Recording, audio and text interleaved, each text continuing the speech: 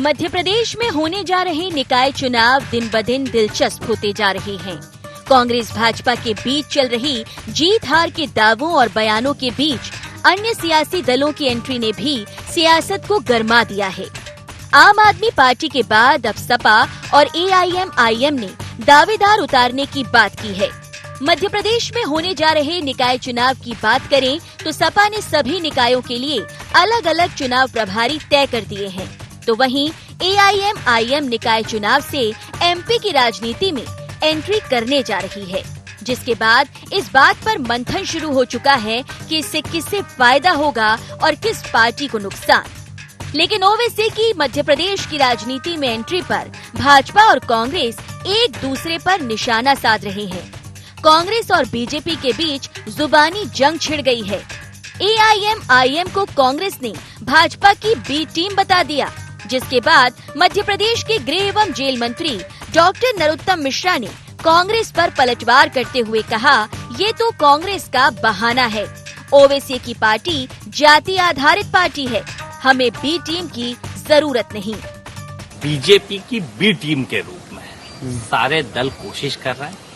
मध्य प्रदेश में सपा की मदद से जो सरकार बनाने की बीजेपी ने काम किया, जो एआईएम पूरे देश के अंदर बीजेपी की बी टीम बन के काम कर रही है, स्पष्ट रूप से चाहे कुछ भी कोशिश कर ले, पर इस देश के अंदर जो मूल मुद्दा है नगर निगम नगर पालिका में जो बीजेपी का भ्रष्टाचार इस मध्य प्रदेश के अंदर है, जो मौलिक की सुविधाओं से लोग वंचित है, इसके खिलाफ जनता वोट देगी और जनता ने मन बना रखा है कि बीजेपी को पूरा उखाड़ने का काम करेगी।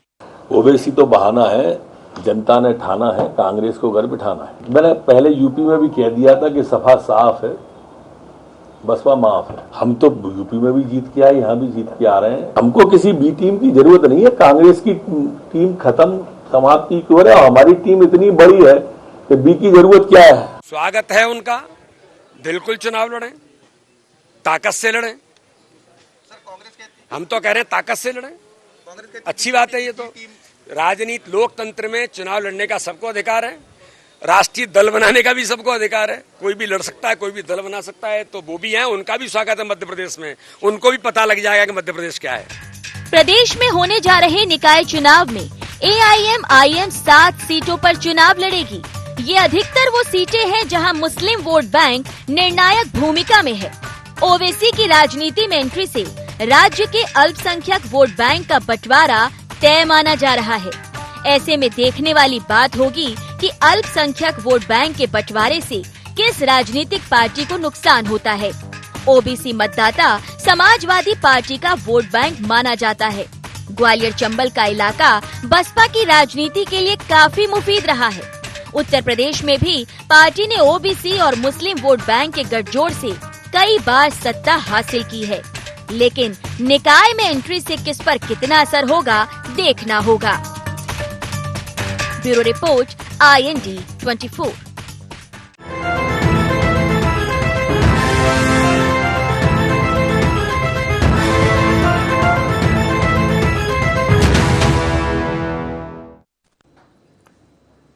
नमस्कार, IND एजेंडा बी टीम किसकी में आपका स्वागत है। मैं हूं आपके साथ नवीन पुरोहित। चर्चा को विस्तार देंगे, उसके पहले IND एजेंडा के मुख्य बिंदुओं की तरफ एक निगाह डालते।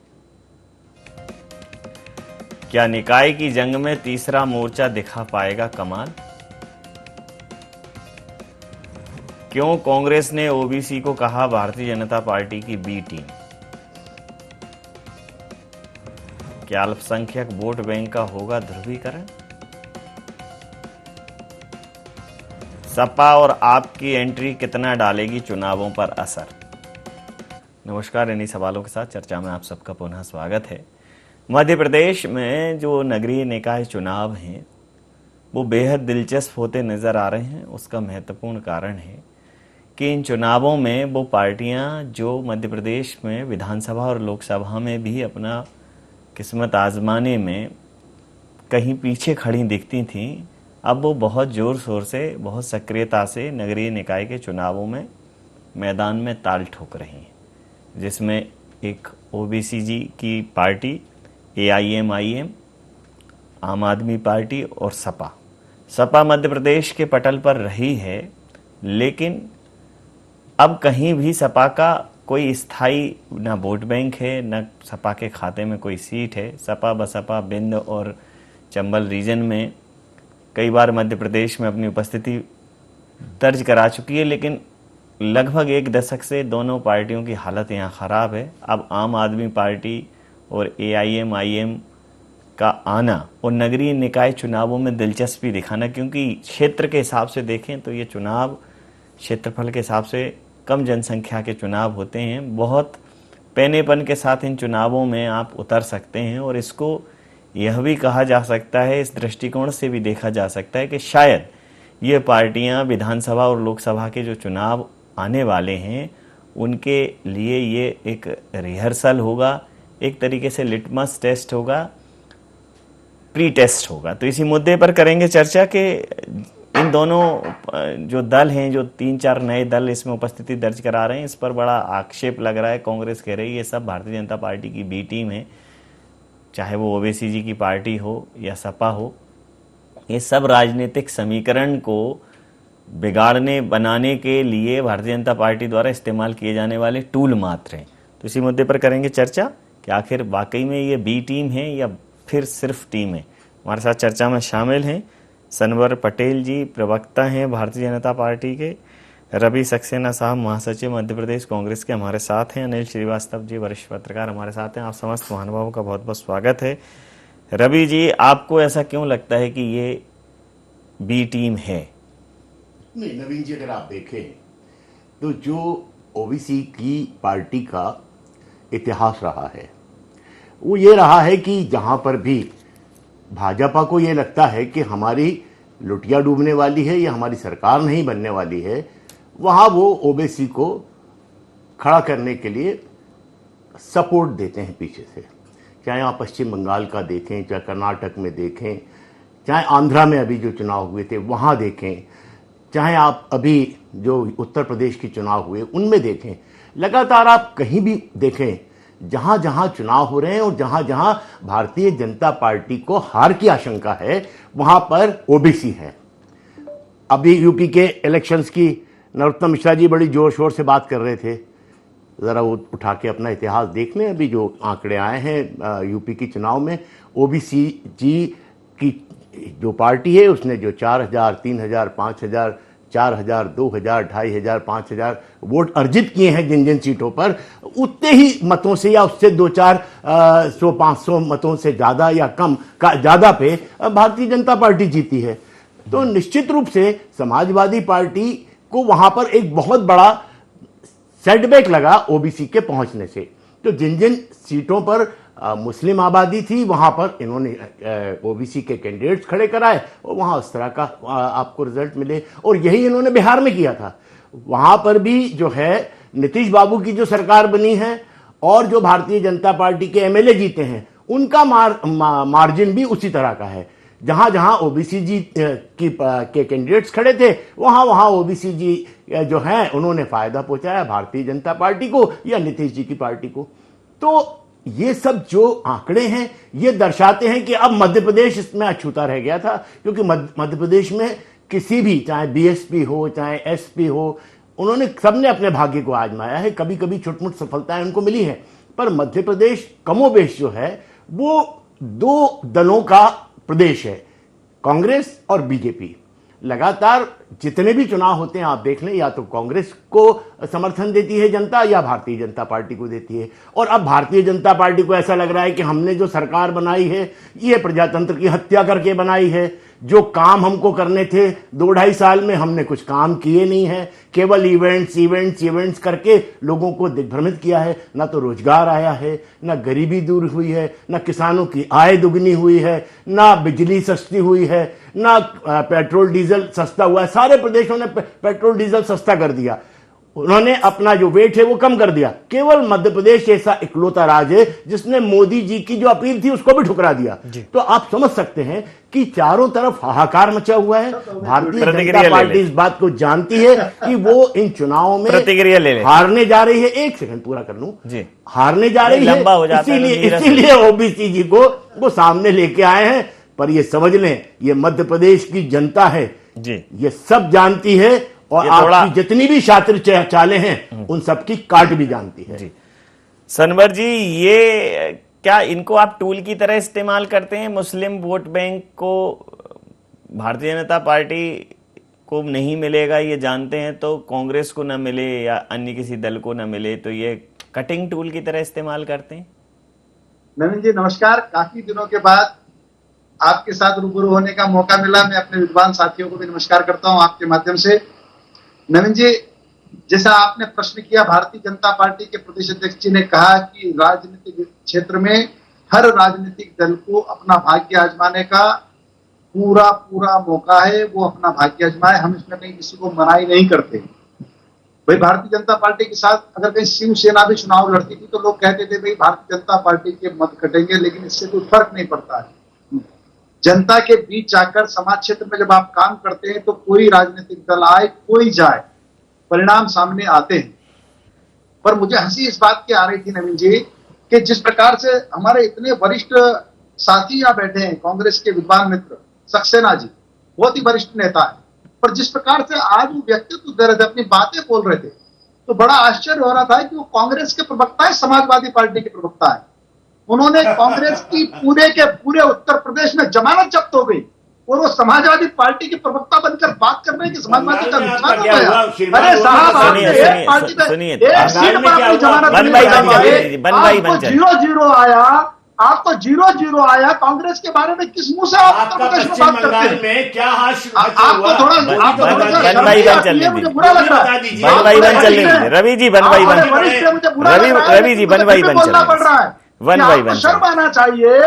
आप उत्तर प्रदेश में कांग्रेस की बात करना चाहिए। आपको 0-0 आया है वहां और आप बात करते हैं समाजवादी पार्टी की। और आप किसके प्रवक्ता हैं? पश्चिम बंगाल में तो ये बात करते हैं लालू यादव की पार्टी की। 2 से 76 हो गए, क्या परफॉर्म किया 2 सीटों से 76 आपको शर्म आना चाहिए। आपने कहा कि 2 दलों की व्यवस्था है, कांग्रेस और भारतीय जनता पार्टी की। देखिए, हम तो कहते हैं कि दल की व्यवस्था थी देश में 50 साल तक, सिर्फ कांग्रेस की। लेकिन कांग्रेस जनता से दूर होती गई और जनता ने कांग्रेस को देश से दूर कर दिया। आप सनवर जी, मेरा मूल जो प्रश्न था, सनवर जी मेरा मूल प्रश्न था, सनवर जी 2 राज्यों पर कर दिया। सनवर जी मेरा मूल प्रश्न था, आप श्रीमान सनवर जी मेरा जो मूल प्रश्न था वो अभी देश का भी प्रश्न है कि मुस्लिम समुदाय जो है वो भारतीय जनता पार्टी, हालांकि एक अभी एक खबर मैंने मध्य प्रदेश के पटल पर ही कहीं पढ़ी कि किसी मुस्लिम व्यक्ति ने, जो ऑटो चलाता है, उसने मोदी जी की फोटो लगाई और उससे पूछा कि भाई क्यों ये लगाया। हालांकि उसको विरोध हुआ सामाजिक रूप से, लेकिन उसने कहा कि हमें योजनाओं का लाभ मिला है, मुझे ऑटो के लिए लोन मिला है। ऐसा एक प्रसंग मैंने पढ़ा। मैं आपसे पूछना चाहता हूं कि भारतीय जनता पार्टी में मुस्लिम नेता हैं, प्रतिनिधित्व करते हैं, लेकिन समाज उस स्तर से कनेक्ट हो नहीं पाता भारतीय जनता पार्टी से। तो जो प्रश्न उठता है कि आप खुद नहीं अर्जित कर पा रहे हैं तो उसको विध्वंसी कर दो, नष्ट कर दो। कटिंग करने वाली बात तो नहीं है इसमें। नहीं नवीन जी, बिल्कुल गलत बात है। भारतीय जनता पार्टी सबका साथ सबका विकास को लेकर काम करती है। आप भारतीय जनता पार्टी के काम को देखेंगे, भारतीय जनता पार्टी योग्यता के आधार पर लोगों को टिकट देती है।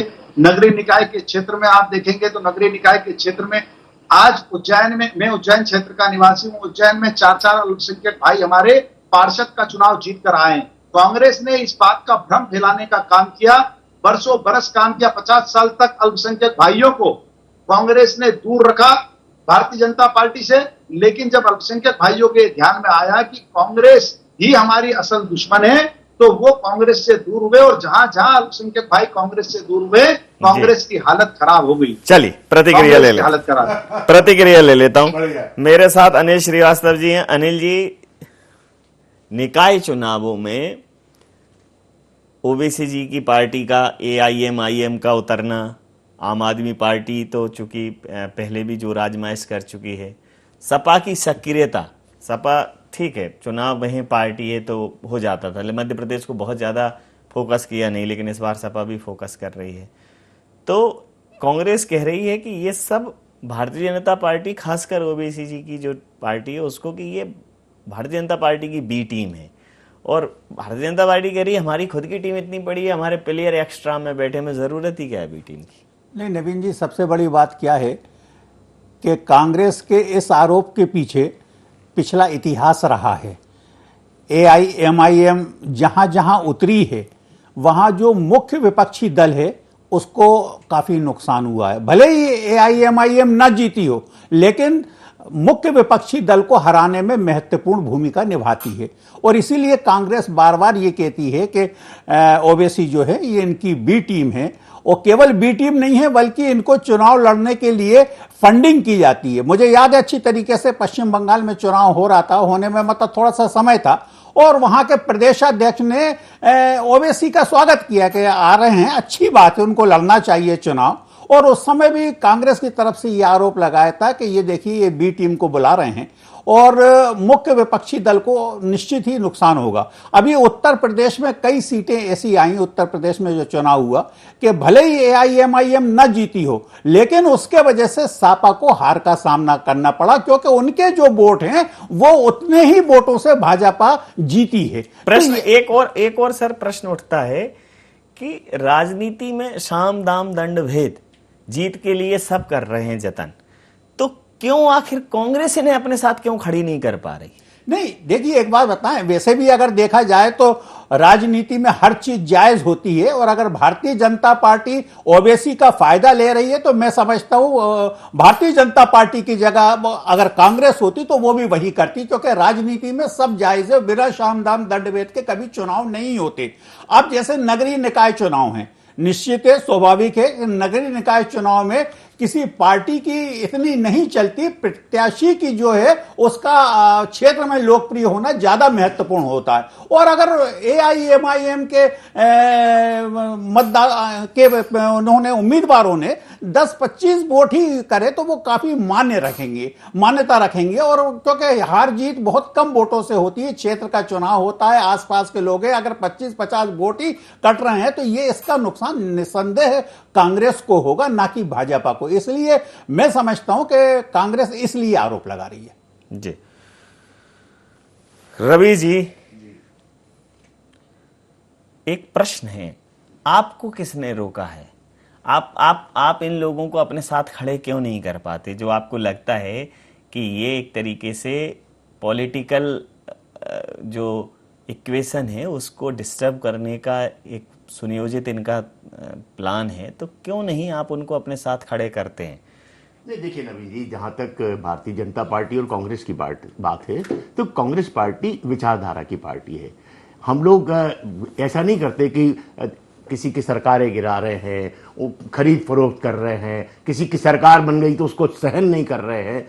आप देखें, छत्तीसगढ़ में पिछली बार हमारा मार्जिन 4-5 सीट का था, पर हमने कभी भी ऐसा नहीं किया कि भारतीय जनता पार्टी के विधायकों को खरीदें, उनकी सरकार गिरा दें रमन सिंह की और अपनी सरकार बना ले। भारतीय जनता पार्टी का चाल चरित्र और चेहरा यही है कि आज उनके पास इतनी अकूत संपदा इकट्ठी हो गई है कि वो किसी भी हद तक जाके और लोकतंत्र को नुकसान पहुंचाने का काम करते हैं। जैसे मध्य प्रदेश में हुआ, आपने देखा, इनको बाहर कर दिया था प्रदेश की जनता ने सत्ता से, पर इतनी तड़प थी, जैसे जलबन मछली तड़पती है ना, इस तरह डेढ़ साल उन्होंने कैसे निकाला है। आप सोचिए, सारे साम दाम दंड भेद, खरीद फरोख्त, जो हर हथकंडा था वो अपना रहे थे। तो देखिए, इस देश में संविधान भी है, लोकतंत्र भी है, प्रजातंत्र भी है। अब अगर आप इस तरह से प्रजातंत्र की हत्याएं करते चले जाएंगे तो निश्चित रूप से आप कांग्रेस पार्टी इस तरह की चीजों को कभी भी प्रश्रय नहीं देती है। और कांग्रेस पार्टी ही वास्तव में सबके उसको साथ लेके सर्वधर्म समभाव की पार्टी है। हम सबको साथ लेके चलते हैं। ये बात तो करते हैं सबका साथ सबका विकास, पर करते असल में ये है सबका नाश सबका विनाश। आज देख लें, कहां पर कोई आपको विकास दिख रहा है, कहीं कोई बहबूदी दिख रही है, कहीं पे कोई लोग किसान से लेके मजदूर से लेके युवा से लेके कोई भी कहीं आपको खुश नजर आता है? नहीं आता। क्यों नहीं आता है? केवल आता है खुश तो भारतीय जनता पार्टी का रो के वोट दे रहे हैं सब बीजेपी। नहीं, अब वोट कैसे मिल रहा है ये आप भी जानते हैं, हम भी जानते हैं। वोट कांग्रेस पार्टी को भी मिल रहा है, उनको भी मिल रहा है, पर कभी मैंने कहा ना आपको कि वो जो नहीं, मतलब कैसे, मतलब जैसे सब परेशान है तो नहीं, देखिए ना आप रो के वोट कैसे, अभी मैं बता रहा हूं ना, अब ये ले आएंगे ओबीसी को, जैसे अभी अनिल जी ने बताया, छोटा चुनाव है, 50-100 वोट पे सेंध लगाएंगे और कहेंगे हम जीत गए, हम जीत गए, हम जीत गए। अरे भाई देखो, अभी वीडी शर्मा साहब कितना स्वागत कर रहे थे, हाँ आइए आइए, आपको आने का पूरा अधिकार है, आप तो पार्टी बनाइए, लड़िए, आइए, संविधान का जो है इसमें प्रोविजन है, आइए आइए आइए चुनाव लड़िए। तो आप समझ सकते हैं कि जब वीडी शर्मा साहब इतना खुशी से स्वागत कर रहे हैं तो कहीं ना कहीं मन में उनके, अरे तो आपके पॉलिटिकल जो कनेक्शंस हैं, इसका मतलब या तो वो लूज हो गए या वो कट हो गए। बिल्कुल नहीं हुए हैं, बिल्कुल नहीं हुए हैं। पर मैंने कहा है कि कभी कभी तो जो है, देखिए झूठों की राजनीति चलती है, कभी होता है, ऐसा नहीं है। कभी लोग दिग्भ्रमित हो जाते हैं अच्छे दिन के नाम पे, फिर कच्चे के दिन आ जाते हैं, तो समझते हैं लोग कि अरे ये क्या हो गया भाई, तो होगा। चलिए अच्छे दिन से कच्चे दिन तक पहुंच गए, लेकिन सच्चे दिन तक पहुंचाने के लिए भी तो किसी को रिस्पॉन्सिबिलिटी लेनी पड़ेगी। निश्चित रूप से लेना पड़ेगी, और उसका हम संघर्ष कर रहे हैं, लगातार संघर्ष कर रहे हैं कांग्रेस पार्टी। कभी ऐसा नहीं है कि कांग्रेस पार्टी कभी पीछे रही हो, कांग्रेस पार्टी हमेशा। दिग्विजय सिंह जी का एक स्टेटमेंट है, मतलब उन्होंने लिखा है कि एक पर्टिकुलर अखबार की कटिंग पर लिखा है कि बड़ी गलतफहमी में हैं आप, सारे 15 नाम अध्यक्ष कमलनाथ जी और मेरे ही हैं। तो भारतीय जनता पार्टी ये तंज कस रही है कि आधे इधर जाओ और आधे उधर जाओ, बाकी बचे कांग्रेस के साथ जाओ। अभी तो इनके 15 क्या 5 नाम भी फाइनल नहीं हुए, वो किधर जा रहे हैं वो तो आपको मालूम है। क्या सर फुटबॉल चल रही है, क्या वहां पर जो है तांडव हो रहा है, ये आपको मालूम है। और भारतीय जनता पार्टी हमेशा जो है कांग्रेस पार्टी पर इसी तरह के अनर्गल आरोप। सनवर जी आप जो है सारे टूल्स इस्तेमाल करके, सारे हथकंडे इस्तेमाल करके चुनाव जीतते हो, और जनता जो है अच्छे दिन से कच्चे वाले दिन तक आ गई है, और वो सच्चे वाले दिन तक पहुंचेगी, ऐसा कांग्रेस की उम्मीद है। कांग्रेस का कहना ये है। मेरा भी प्रश्न बड़ा जायज है, और अब मुझे खुद भी विस्मय करने वाला है कि हैरान परेशान जनता आखिर रो धोकर वोट आपको ही क्यों देती है। क्या आप तमाम सारे पॉलिटिकल टूल्स इस्तेमाल करके उसको मजबूर कर देते हो कि कोई और रास्ता बचे ना उसके पास? नवीन जी, मैं फिर कहना चाहता हूं, भारतीय जनता पार्टी निश्चित उद्देश्य के लिए काम करती है, अपने विचार के साथ काम करती है, समाज क्षेत्र में जाकर गरीब पिछड़े का उत्थान करने के लिए काम करती है, सुशासन की स्थापना के लिए काम करती है। और यही कारण है कि भारतीय जनता पार्टी को देश की और मध्य प्रदेश की जनता आशीर्वाद देने का काम करती है। और मुझे आज सक्सेना साहब की बात पर बड़ा वो हो रहा है, आश्चर्य हो रहा है। अब उन्होंने दूसरी बार जब आपने मौका दिया तो फिर छत्तीसगढ़ चले गए। मध्य प्रदेश की तो बात ही नहीं करना चाहते हैं कि कमलनाथ जी ने बंटवारा कर लिया, तो फिर कांग्रेस क्या करेगी? अगर सारे लोग दिग्विजय सिंह और कमलनाथ जी के हैं, मैं आपको दूंगा एक मिनट और सुनिए। रवि जी ग्रेसफुल रहने छत्तीसगढ़ की बात कर दी और मध्य प्रदेश की बात। अरे विकास की बात सुनना चाहते हैं तो विकास की बात सुनिए। आपने पेट्रोल की बात तो पेट्रोल का जवाब लीजिए। अरे कितने हास्यास्पद बात करते हैं रवि जी आप। मेरी बात, पेट्रोल के दाम रेट के कांग्रेस शासित प्रदेशों में नहीं घटाए। जहाँ कांग्रेस है, जहाँ राजस्थान हो, छत्तीसगढ़ हो, महाराष्ट्र हो, वहाँ पेट्रोल के दाम क्या है? और आप बात कर रहे हैं मध्य प्रदेश की। मध्य प्रदेश जो पहला राज्य है जिसने सबसे पहले पेट्रोल की कीमत कम की, और आप बात कर रहे हैं कि मध्य प्रदेश ने घटाए नहीं। आज आप जैसे विद्वान और वरिष्ठ नेता ऐसी बातें कर रहे हैं, इतनी झूठ कैसे चलेगी? नहीं है क्या? कांग्रेस को कहां ले जाना चाहते हैं? सुनिए, कहां ले जाना चाहते हैं कांग्रेस को? अरे भाई कुछ सच बोलिए।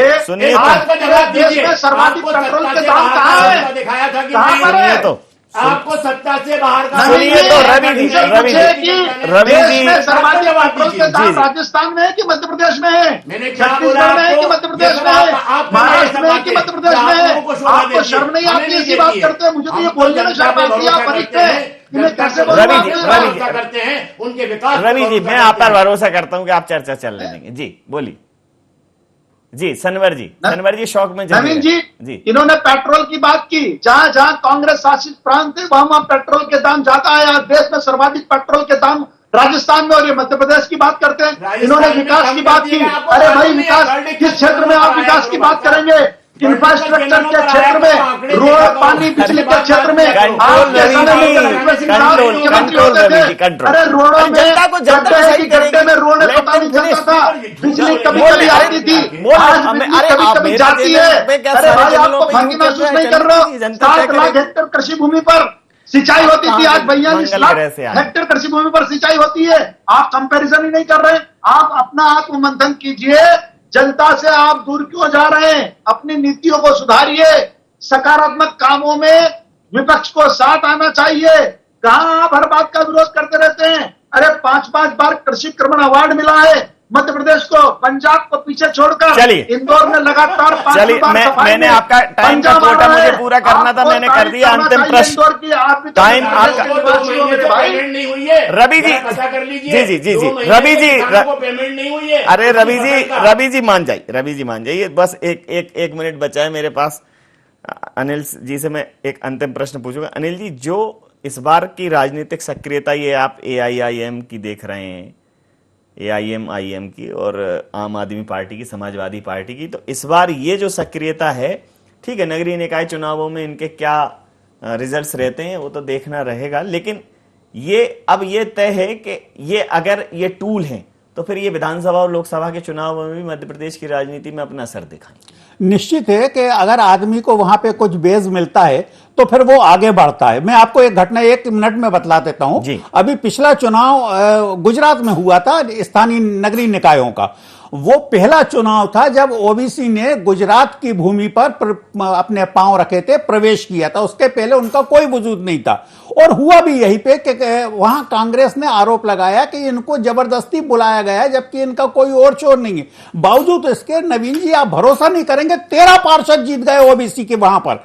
और इसी को मुद्दे को लेकर कांग्रेस परेशान रहती है और वही स्थिति यहां बन रही है। जैसे जैसे इन दलों को अगर कुछ रिस्पांस मिलता है तो निश्चित आने वाले विधानसभा चुनाव में भी अपनी ताकत दिखाएंगे, अपना दम खोलेंगे। जी, समय सीमा के चलते मैं ये चर्चा यहां समाप्त करूंगा। आप समस्त महानुभावों का बहुत बहुत धन्यवाद, बहुत बहुत आभार। तो नगरीय निकाय चुनावों के बाद फिर विधानसभा के चुनाव हैं, फिर लोकसभा के चुनाव हैं। कुल मिलाकर अब ये कहा जा सकता है कि राजनीतिक दलों का ये परीक्षा काल है। तो मैं बहुत विनम्रता पूर्वक सभी दर्शकों से, प्रदेश के और देश के नागरिकों से ये विनम्र अपील करना चाहूंगा कि चैनलों पर होने वाली चर्चाओं से, चिक से, चीख के चिल्लाते हुए एंकरों से और ज्ञान परोसते प्रवक्ताओं से जो वो बातें कर रहे हैं उनसे इत्तेफाक तभी रखें यदि आप वास्तविकता में उसे महसूस करते। दलों को दिलों से जोड़कर देखें। अगर वो आपके काम के हैं, आपकी बात, आपके हक और हुकूक की आवाज उठाते हैं, तभी उनको वोट करें। बहुत ज्यादा इन चर्चाओं से प्रभावित नहीं हो, क्योंकि इन चर्चाओं को करने वाले भी इन चर्चाओं से इत्तेफाक रखते हैं या नहीं रखते हैं, अगर इस पर शोध करेंगे तो आश्चर्यजनक परिणाम सामने आएंगे। बहरहाल देश का माहौल जो है उसमें राजनीति में छोटी छोटी पार्टियां टूल की तरह इस्तेमाल हो रही, तो आरोप यह भी है कि मीडिया भी टूल की तरह इस्तेमाल हो रहा है, वोटर भी टूल की तरह इस्तेमाल हो रहा है। लेकिन पहले इस्तेमाल करो, ये चीजें बदलनी पड़ेंगी। पहले विश्वास करो, फिर इस्तेमाल करो। तो जिसको भी आप इस्तेमाल में लाना चाहते हो, चाहे वो पंच हो, सरपंच हो, जनपद पंचायत का अध्यक्ष हो, नगर निगम का अध्यक्ष हो, नगरीय निकाय का अध्यक्ष हो, पहले विश्वास करना, फिर उसको इस्तेमाल करने का मौका देना। IND एजेंडा में नहीं, आप बने रहिए IND 24 के साथ और देखते रहिए IND 24। नमस्कार।